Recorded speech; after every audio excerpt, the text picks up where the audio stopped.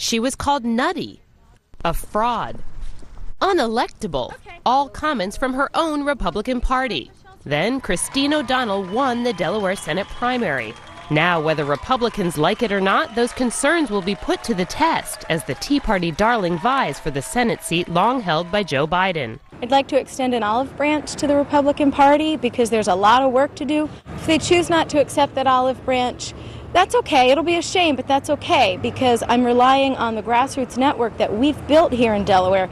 It's a grassroots network that, despite having no real leader, has proven to be a more organized and powerful force this primary season than almost anyone expected. The movement claims primary wins in at least 7 GOP Senate races, a handful of Republican gubernatorial contests, and dozens of House primary campaigns.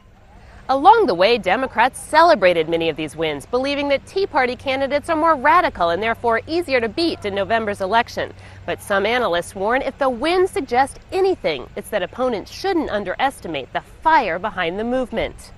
We've got something going on now that we're not quite sure how to deal with it in terms of anger, frustration.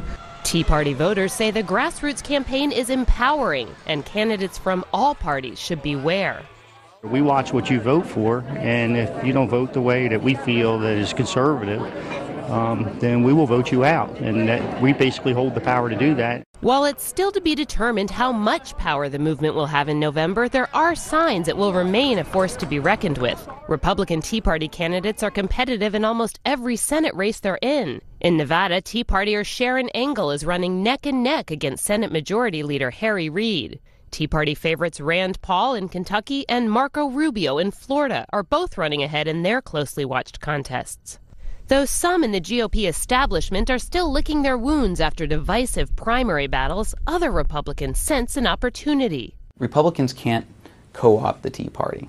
That's not something that can be done, but we can walk amongst them. Just how effectively they walk amongst them could help determine November's outcome. Kelly Daschle, The Associated Press.